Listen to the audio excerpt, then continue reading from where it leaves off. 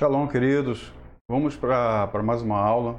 Hoje é a nossa segunda aula de Teologia Sistemática 1, perdão, né? Segunda aula de Teologia Sistemática 1. E hoje a gente vai falar sobre a natureza de Deus, ou seja, nós vamos falar sobre teotologia, tá?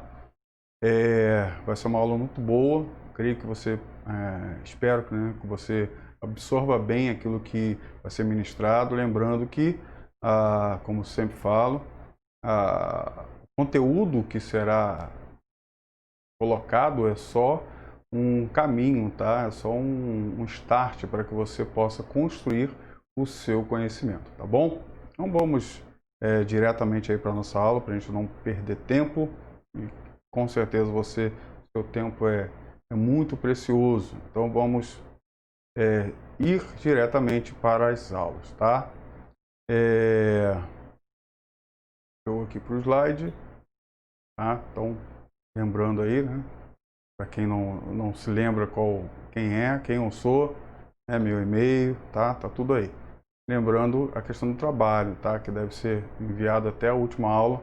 Já passei aí as questões do trabalho e deve ser enviado por e-mail, tá? Com aquele título que eu falei, com aquele tema, com aquele título, né, no e-mail, o assunto no e-mail, e mande em PDF, tá? Eu sei que você vai fazer lá em Word, mas manda em PDF. Por quê? Porque é importante a gente ter ele em PDF, porque quando ele chega no meu computador, se eu não tiver as fontes que você tem, né, ou houver alguma discrepância, quando eu abrir o documento no meu computador, a apresentação dele não vai ser a mesma que você está tendo no seu computador. E, né, eu creio que você saiba que a apresentação também vale ponto. Por isso que nós pedimos, né, orientamos para fazer o trabalho nas normas da ABNT, tá bom? E se você fizer em PDF, quando você fizer, né, em PDF, ele vai chegar a mim do jeito que você fez. Okay? Então, eu vou ver exatamente o trabalho do jeito que você o realizou, tá? Deu para entender? Por esse motivo que eu peço para fazer em PDF, me enviar em PDF, não fazer em PDF, me enviar em PDF, para que eu possa ver exatamente do jeito que você fez. E aí você ter o ponto concernente à apresentação do seu trabalho, tá? Vamos lá. Então, hoje, né, nós estamos falando sobre o assunto teontologia, né, e nós vamos ver aí o que realmente significa teontologia, tá? Deixa eu sumir aqui. Então, teontologia, seus conceitos e definições. É o estudo da teontologia, ou seja, estudo de Deus. Theos, Deus, ontos, ente, e logos, estudo, ok? Então, é o estudo da pessoa de Deus, tá? Então, teontologia é este estudo. Nós vamos estar falando sobre a pessoa de Deus. É claro, eu seria muito ingênuo em achar que em alguns slides ou algumas horas de fala eu poderia dirimir todo esse assunto. Não vou. Por isso eu sempre falo, é importante que você venha estar buscando e acrescentando conhecimento àquilo que nós estamos dando aqui. Que isso aqui seja somente um pontapé inicial para toda a gama de conhecimento que você vai ter, adquirir no decorrer da sua história, tá? Então vamos lá. Então não supõe-se que seja uma descrição exata do ser Deus, tá? Exatamente, não tem como. Apesar de levantar e tentar responder questões a seu respeito, ela em sua forma apologética, né, a defensora das reivindicações do cristianismo frente àqueles que ainda não creem. Tá? Então, a teontologia ela trabalha fortemente a questão da apologética, ou seja, a defesa da fé, diante daqueles que ainda não creem em Deus como nós cremos. Tá? E em sua forma dogmática, é esclarecedora dos conteúdos de fé cristã a respeito do Deus para aqueles que já creem. Então, para aqueles que já creem, é uma questão de simplesmente esclarecer alguns pontos que aparentemente fiquem obscuros no início da fé cristã. Tá? Então, existem muitas coisas que as pessoas não sabem a respeito de Deus, aceitaram Jesus, estão ali, são cristãs, né? Estão no caminho, mas não conhecem algumas coisas. Simplesmente ficam naquela questão do que ouvir falar. E às vezes criam até postulados errados mediante essa questão do ouvir falar. Então a teontologia tem é uma disciplina que tem esse objetivo, esclarecer, não tudo, mas em partes, aquilo que a fé cristã entende sobre Deus, tá? Então a definição de Platão com relação a Deus não é a definição correta e plena sobre isso, né? Porque Platão também não tinha uma concepção plena a respeito de Deus. Então Deus é o começo, meio e fim de todas as coisas. Ele é a mente ou a razão suprema, a causa eficiente de todas as coisas, eterno, imutável, onisciente, onipotente, tudo permeia e tudo controla. É justo, santo, sábio e bom. Então, o absolutamente perfeito, o começo de toda a verdade, a fonte de toda lei e justiça, a origem de toda ordem e beleza, e especialmente a causa de todo o bem. Então, essencialmente, essa definição filosófica de Platão, ela fala realmente a questão da essência de Deus. Então, esse homem, é bem interessante nós entendermos isso, né? E ele tem essa questão, essa definição filosófica sem a necessidade de alguém ou ensinar a respeito disso. Então nós vemos que o próprio Deus vem e o ilumina a respeito deste conhecimento. Ok? Isso é importante, nós já falamos antes sobre a questão da iluminação, tá? Nós vamos a seguir ver mais algumas coisas. Então nós vemos aí a definição cristã do breve catecismo de Westminster. Diz assim: Deus é um espírito infinito, eterno e imutável, sábio, poderoso, santo, justo, bondoso e verdadeiro. Claro que não estamos usando todas as palavras que o Platão usou, mas nós podemos ver, né, perceber uma uniformidade ou um pensamento único a respeito do ser Deus, tá? Da pessoa de Deus. Então nós temos a definição combinada. Deus é um espírito infinito e perfeito em quem todas as coisas têm a sua origem, sustentação e fim, né? Combinação do quê? Da definição filosófica de Platão a respeito de Deus e a definição cristã a respeito de Deus. Okay? Então nós vemos nesses dois postulados essa combinação. E se nós formos pegar esses textos que estão declarados aí, Jó, Neemias, Apocalipse, Isaías, nós vemos realmente esses textos bíblicos pautando, né, essa definição combinada, tá bom? Então é muito interessante nós entendermos isso. Então você conseguiu entender. Deus, primeiro, ele é perfeito, tá? Deus, ele é perfeito. E ele é a origem de todas as coisas. Nós vamos ver à frente que esse Deus, que é a origem de todas as coisas, ele não teve origem, ele não teve início, ele não terá fim, tá? Quando a gente fala não teve início, não terá fim, é óbvio que nós estamos olhando na ótica humana, tá? Ótica humana no sentido do Cronos, né? Porque início e fim está muito ligado ao Cronos, está muito ligado ao nosso relógio, né? Nós acordamos de dia e dormimos à noite, então um dia começa e depois acaba, depois começa outro, acaba. Mas a definição temporal divina, vamos dizer assim, ela não tem essa perspectiva de tempo quando nós estamos falando assim, tá? Por isso nós falamos início e fim, mas na realidade isso está muito relacionado a tempo. E Deus não está dentro do tempo, porque foi o próprio Deus, se Deus existe, sempre foi, né, desde antes de qualquer coisa, o tempo também foi criação dele, tá? Vamos adiante. Então nós temos aí a realidade de Deus. Então, embora seja a existência de Deus uma das premissas fundamentais das Escrituras Sagradas, todavia, elas em nenhum momento se preocupam em prová-la formalmente. No entanto, em todas as passagens do seu cânon, subtende-se a existência desse ser supremo e eterno, Deus. A Bíblia, dessa forma, sagra-se como a base principal para a crença na realidade de Deus. Tá? É importante nós entendermos isso. Em nenhum momento da Bíblia ela entra numa discussão de querer falar da existência de Deus ou provar essa existência. Então a Bíblia não tenta de forma alguma fazer isso, tá? De forma alguma, porque ele entende, né? Deus, ele não precisa de defensores, tá? Não precisa de defensores, mas porque tudo está aí, tudo está ligado, tudo que você vê, a própria palavra fala isso, né? A natureza fala isso, então tudo que existe fala de Deus, ok? Então a Bíblia ela não tem esse pressuposto de tentar provar a existência de Deus, não faz isso. Mas o que nós podemos entender de uma forma mais profunda Deus, é claro que como a natureza revela Deus, o universo revela Deus, tudo mostra Deus, tá? Não é tudo Deus. A gente vai ver mais à frente isso, tá? A natureza não é Deus, o universo não é Deus, mas mostra Deus, revela Deus ao homem.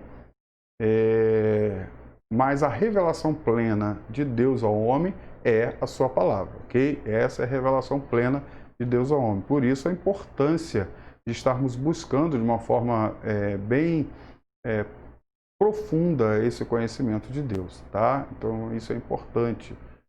E fazendo isso, é óbvio que nós iremos entender as Escrituras, porque ela mostra Deus também, porque ela é o próprio Deus, ok? Então a palavra é Logos, tá? Então no princípio era o Verbo estava com Deus, o Verbo era Deus. Então a palavra revela Deus, tá? Então você consegue ver Deus revelado em sua palavra. Então nós temos essa realidade de Deus mediante as Escrituras. E nós temos, é óbvio, a negação da existência de Deus, ok? Nós temos várias crenças que negam essa existência ou tentam negar. É óbvio que não conseguem, tá? Nenhuma questão que se possa declarar consegue negar a existência de Deus no seu na plenitude de tudo, ok? Na plenitude de tudo. Até quando nós vamos parar para falar a respeito desse Deus, né? O Deus cristão, o Deus que nós conhecemos, a ciência, ela tenta às vezes até dizer que não existe, que não é impossível existir Deus, né? Ou impossível ou não existe Deus. Então a ciência prova tudo, não prova, tá? Não prova mesmo, ok?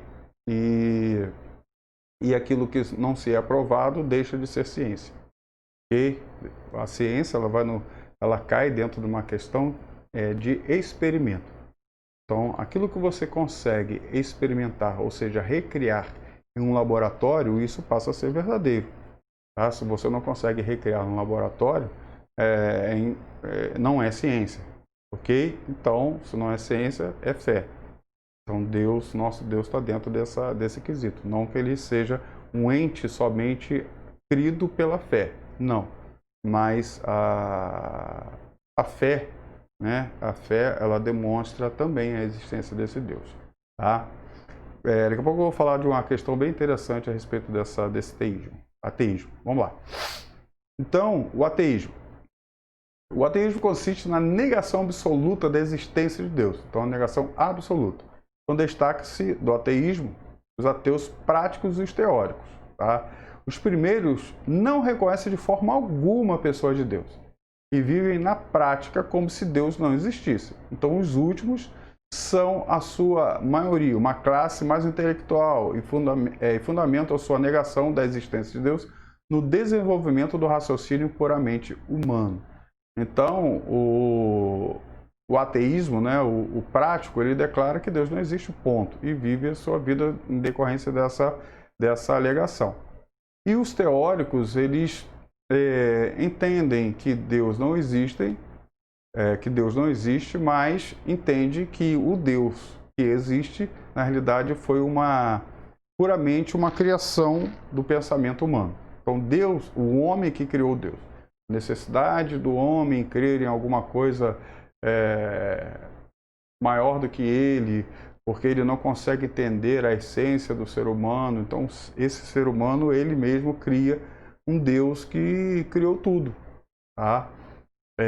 para ter algo na realidade que o conforte, tá? Que o conforte. E esse pensamento não está longe do pensamento grego a respeito dos deuses. A gente vai, mais à frente, a gente vai falar sobre essa questão. Mas, certa vez, isso aconteceu comigo, eu estava no meu trabalho, e tinha uma senhora que fazia parte dos serviços gerais, né, de limpeza, e ela era cristã, e tinha um engenheiro mecânico lá, um senhor, né? Ele era francês, e ele, nesse dia, né, ele sempre ele era ateu, né, ou se declarava ateu, e ele naquele dia estava indo muito contra essa mulher, né? E eu não resisti, né? E tive que ir em socorro dela, porque ela, dentro da sua humildade, ela não sabia o que responder ou o que falar para ele, tá? Então ela estava somente alegando Deus por meio da fé, tá? Da fé que ela tinha, daquilo que tinha acontecido, dos milagres e essa questão toda. E ele indo, né, debatendo com ela de uma forma que, infelizmente, ela não poderia responder, mas eu cheguei e falei com ele, né? Eu esqueci o nome dele agora, mas eu fui próximo a ele e disse: olha, admiro a sua fé, você é um homem de muita fé. Aí ele olhou para mim assustado, né? Só que eu falei alto, né? Falei de uma forma assim mais alta, para que realmente as pessoas do setor ouvissem, né? Aí quase que todo mundo parou de trabalhar e ficou olhando. Ele falou: mas fé, não tenho fé. E todo mundo lá no trabalho sabia que eu era pastor. Você... Eu falei: como assim você não tem fé? Claro que você tem fé. A sua fé é com certeza muito, muito, muito maior do que a minha. Ele ficou: não, eu sou ateu. Eu falei: por esse motivo mesmo que você tem que ter muita fé. Ele: não entendi o que você está falando. Aí eu expliquei a ele. Gostaria de perguntar a você é engenheiro mecânico, né? Isso. Eu estou vendo aí que você está projetando uma máquina bem complexa. Ela realmente é muito complexa, né? Tem que ter um estudo bem aprimorado, de matérias-primas, de mecatrônica, de uma opção de coisa para poder fazer funcionar isso aqui. Então é realmente muito complexo, muito complexo. Eu falei: interessante. Aí eu perguntei a ele, né? Você pode me dizer basicamente quais são os elementos, as matérias-primas desse equipamento, que vai consistir nessa máquina que você está projetando aí? Aí ele falou, né? Ferro, aço, plástico, né? Plástico não é matéria-prima, mas falou numa hora. Então foi falando algumas matérias, cobre, tal, foi falando algumas matérias. Aí show, né? Mas você sabe, aí eu perguntei: você sabe a quantidade mais ou menos necessária para montar essa máquina? Não sei. Mas vamos dizer que, sei lá, 100 quilos de cada equipamento, de cada matéria dessa que você falou é suficiente? Acho que sim. Então vamos lá. Então eu pergunto a você: se eu colocar essa matéria-prima, 100 quilos de cada matéria-prima dessa diante de você, e você colocar uma cadeira e ficar simplesmente olhando para essa matéria-prima, eu pergunto a você: em quanto tempo você acha que essa matéria-prima vai se transformar nessa máquina que você está projetando? E aí ele olhou para mim e disse assim: isso nunca vai acontecer. Isso nunca vai acontecer. Eu falei: exatamente por isso que eu digo que você tem que ter muita fé. Ele olhou para mim e continuou não entendendo. Porque se essa máquina que está aqui falando com você, é muito mais complexa do que essa máquina que você está projetando, e ela foi criada ao acaso, você tem que ter muita fé para achar, né, que esse acaso que está aqui na sua frente, que é você também, foi criado por nada. Não houve nenhuma mente construtora diante disso. Não houve ninguém que projetasse ou executasse isso. Por isso que eu digo, para não acreditar em Deus, tem que ter muita fé. Para acreditar que Não acreditar em Deus e achar que as coisas aconteceram de forma aleatória é a mesma coisa de um furacão passar sobre essa matéria-prima e quando o furacão sair, a máquina perfeita esteja montada diante dos seus olhos. Aí eu estiquei a mão para ele, para apertar a mão dele. Meus parabéns, você tem muita fé. Então, queridos, o ateísmo, ele não tem, na realidade, não há fundamento a ele, tá? Mas ele nega a presença de Deus, ok? Ele nega piamente a presença de Deus. Mas vamos lá, existem outras crenças também que também negam. Então nós temos o agnosticismo, não o gnosticismo, é outra coisa. Então a, né, vem de negação. Então o gnosticismo nega a capacidade humana de conhecer Deus. Então o gnosticismo é diferente. Então você conhece Deus a partir do conhecimento. O agnosticismo diz que o ser humano não tem capacidade alguma de conhecer Deus. Então afirma que a mente humana não pode conhecer o infinito. Porque se Deus é o infinito, então a mente humana não consegue compreendê-lo, tá? No entanto, os agnósticos esquecem ou ignoram a diferença entre o conhecer absoluto e o conhecer em parte. Do contrário, compreenderiam o ensinamento das Escrituras, as quais nos ensinam a possibilidade de conhecer Deus. Todavia, corroboram que agora só o conhecemos em parte. Tá? Isso é verdade. Aquilo que Deus revelou para a gente é aquilo que a nossa capacidade consegue compreender. Aquilo que nós não conseguimos compreender, Deus não perde nem tempo para tentar ensinar a gente ou tentar esclarecer a respeito disso. Okay? E a própria palavra fala isso, tá? 1 Coríntios 13 fala exatamente isso. Hoje vemos como espelho. E aí algumas pessoas que não têm um conhecimento do momento, da época que foi escrito 1 Coríntios, que foi aí em torno de 60, né, 50, 60 e pouco depois de Cristo, nós temos que entender como que ele fala espelho. Tá? Hoje, quando a gente fala espelho, nós vemos aquela imagem que está no nosso banheiro, no carro, ou tantos outros locais onde existem espelhos. É um espelho que reflete fielmente a imagem daquele que está à frente dele, não é isso? A não ser aqueles espelhos de brincadeira, né? Mas o espelho, ele tem essa capacidade, ou ele é feito para isso, para mostrar, né, fielmente a imagem daquele que está diante dele, ok? Só que nessa época os espelhos, eles não tinham essa função, eles não conseguiam fazer isso. Os espelhos, eles geralmente eram feitos de bronze polido e ninguém conseguia fazer um espelho totalmente plano, tá? Ninguém conseguia fazer uma chapa de bronze ficar totalmente plana ao ponto dela refletir com exatidão aquele que está à frente dela. Então a imagem que se via era uma imagem turva, era uma imagem desfocada, tá? Era uma imagem totalmente longe da totalidade daquele que estava diante dele. Então você via somente imagem. Você sabia que era aquela pessoa, você tinha o seu contorno, tinha as formas, tá? Mas não conseguia ver com exatidão. Por isso, Coríntios fala, hoje nós vemos como em espelhos, tá? Nós vemos assim, deformado, nós vemos sem exatidão, não conseguimos ver de forma plena, mas um dia veremos como se estivéssemos face a face. Aí, nesse dia, a visão será plena, tá? Então, os agnósticos esquecem disso. E a palavra de Deus deixa bem claro, tá? Realmente, ninguém consegue entender Deus na sua plenitude. E é para ser assim mesmo. É para ser assim mesmo.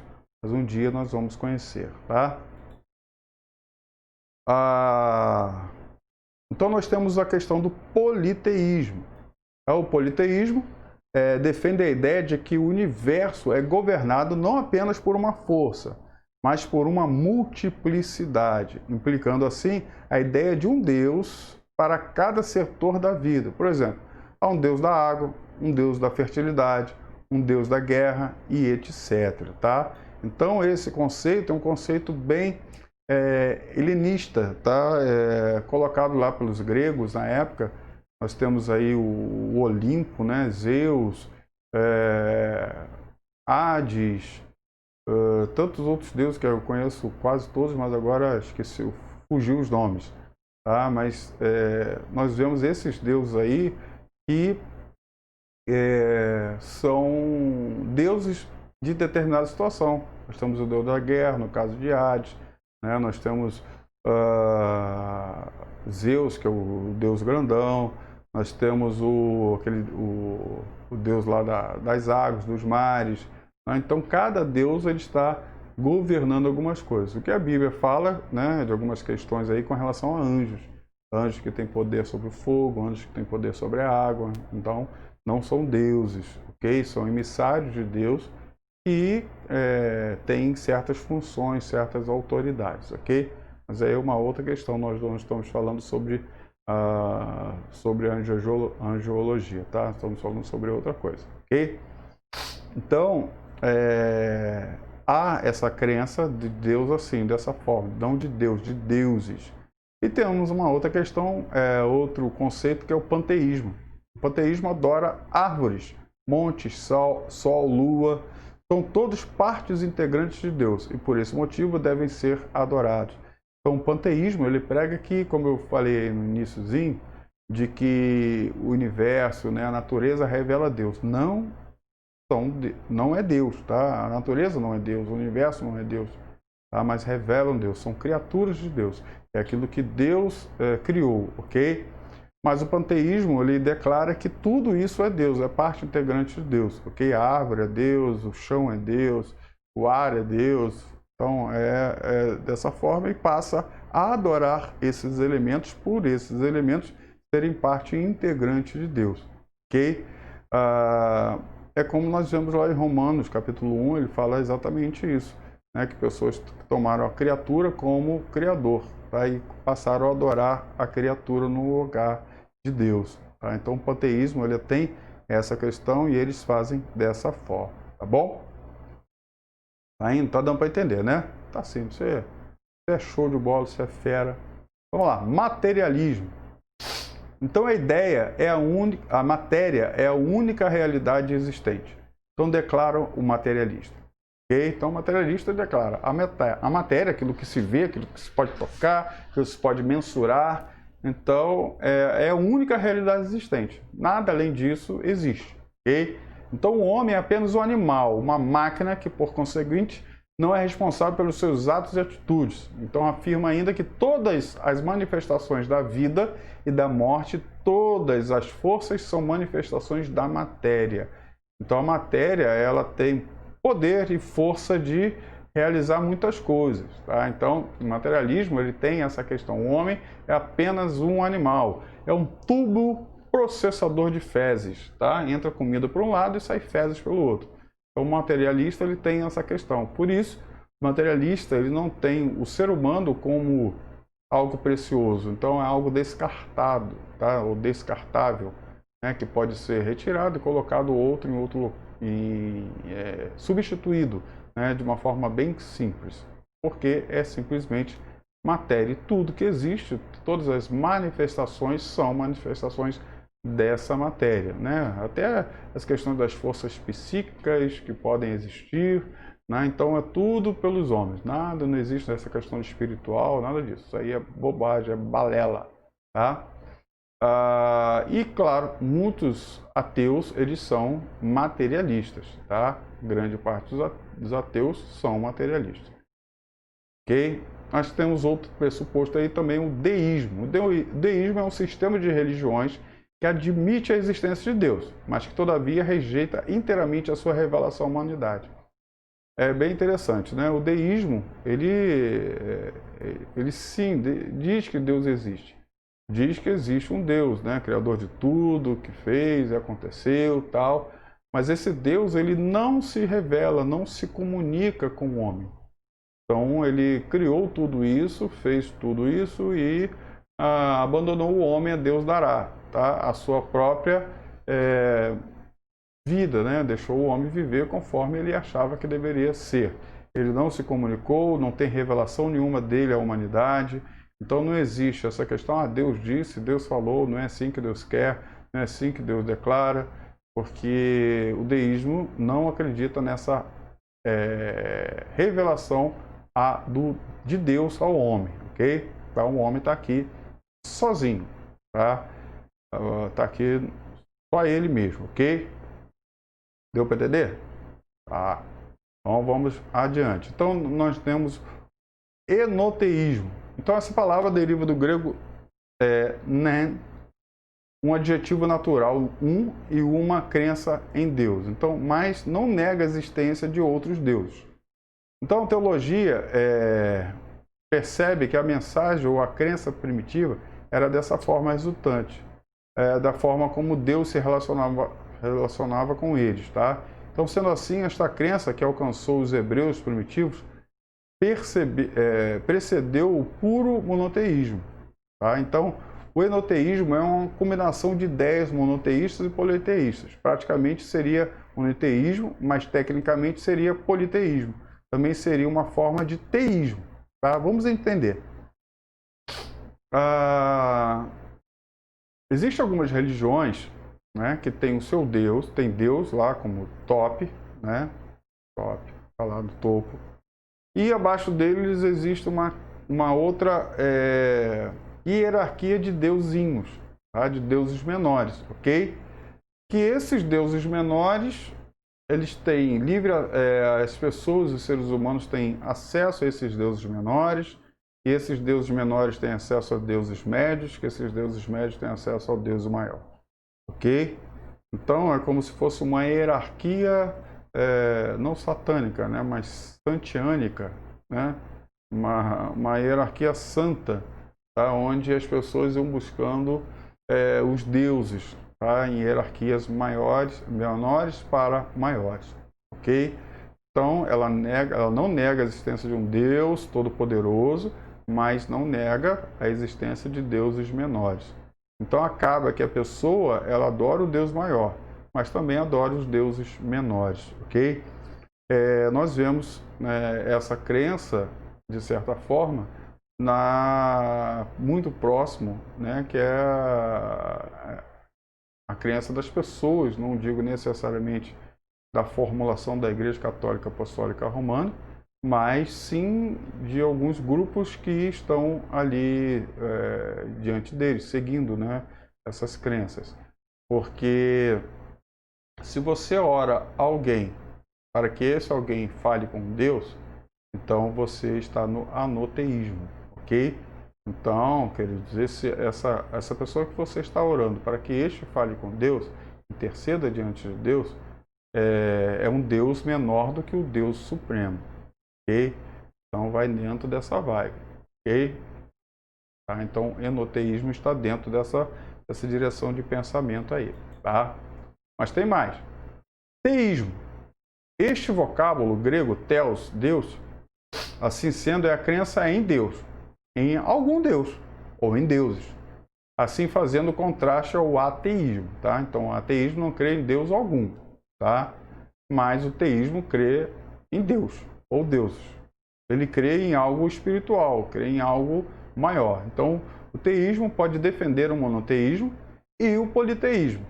Quase sempre a ideia envolve a crença que Deus ou deuses interessam-se pelo homem, com o intuito de recompensar ou punir, exercendo influências sobre o mundo dos homens. Nisso, ele contrasta com o deísmo, tá? Então, o teísmo ela é uma forma bem pura da crença, como nós falamos aqui, dos gregos, ok? Onde os deuses estão lá no Olimpo, olhando para a gente, esperando a nossa adoração, porque essa adoração fortalece os deuses, e punindo ou recompensando os homens pelos seus erros, pelas suas falhas. Ok? Então, temos essa visão de Deus. E o nosso Deus, né, o Deus Todo-Poderoso que o cristianismo entende e prega, ele é bem diferente disso aí. Tá? Nós vamos ver, como estamos falando sobre a pessoa de Deus, nós vamos ver isso aí um pouquinho à frente, tá? Um pouquinho à frente nós vamos ver com mais detalhes. Ok? Então, nós temos por último, né? Por último, eu acho que é por último, o humanismo, ok? Então, o humanismo é a posição filosófica que pensa que Deus não é alguma força cósmica e final, algum poder supremo, alguma existência absoluta, algum ser supremo e transcendental, pessoal ou impessoal, teísta ou deísta, que não seria um só ou diversos, e nem teria força como uma energia, a gravidade, etc. Pelo contrário, Deus seria, né, le grand être, ou o grande ser. Esse grande ser seria a pessoa, a própria humanidade, o que há de melhor no homem, as suas esperanças e realizações mais excelentes, os seus valores mais altos, a sua suprema bondade. Essa ideia é a criação de Auguste Comte, né, o genitor do positivismo lógico. Então ele foi esposado por John Dewey, em um dos principais representantes do pragmatismo, por Max Otto e esses outros camaradas aí, tá? Filósofos pragmáticos e humanistas. Então, o humanismo, ele não nega nem defende o ateísmo, nem o teísta, nada disso, tá? Ele entende que o ser humano, ele é forte, grandioso demais, ok? E esse ser humano tem a capacidade de tudo, tá? Tem a capacidade de tudo. E tudo que existe, tá? E tudo que existe, e esse Deus Supremo, esse Le Grand Être, ele é, na realidade, a força humana. Ele é o interior do homem. Tudo aquilo que é de bom no homem, tudo aquilo que exerce de bom no homem. Então, essa força da humanidade, essa força do bem, essa força do querer melhor, então isso é Deus. Então, Deus nada mais é do que o bem, entre aspas, né? Porque nós sabemos que bem e mal não está relacionado à moralidade, não está relacionado à cultura, mas com relação às outras coisas, mas está relacionado à vontade de Deus. Mas o humanismo, como não crê em Deus, então entende que o que é bom, tá? O que é bom, esse é o Deus interno que todos nós carregamos, tá? E nós temos o idealismo pessoal. Deus seria o valor ideal. É similar à ideia anterior, né? Bem parecido, chegando a ser uma subcategoria da mesma, do humanismo. Todavia, a ênfase recai sobre os valores. Os valores possuíram uma existência objetiva, sui generis, ou seja, Deus seria, de acordo com esse ponto de vista, os valores ou os princípios ideais que seriam válidos e universais. Tá? Então, o que acontece? O idealismo impessoal ele está dentro dessa característica de que Deus, na realidade, são os valores, né? São os valores bons que existem no universo, tá? Os princípios de valores que existem no universo. Então, isso é Deus, e não que exista um Deus real, tá? Não existe um Deus real, mas sim um valor ideal, ou seja, uma forma ideal de se viver, uma forma ideal de sociedade, isto é Deus, tá? E tem também a questão do ceticismo, é uma espécie de agnóstico radical. Então, agnóstico realmente radical, tá bom? E vamos lá. Positivismo lógico. Então, queridos, essa questão do humanismo está vivendo nossos dias de hoje. Tá? Na verdade, tudo isso aí está nos nossos dias, mas algumas forças aí de pensamento são bem mais fortes que outras. Então, o humanismo é muito forte e o positivismo lógico também é muito forte. Tá? Quando nós lermos aqui, você vai entender. Então, o positivismo lógico, de acordo com essa posição filosófica, Deus transcende todos os limites. Assim sendo, não poderíamos dizer que Deus existe, pois isso é uma forma de ateísmo, porquanto reduz o grande Deus transcendental à categoria de coisas que podemos conhecer como a nossa mentalidade tão limitada.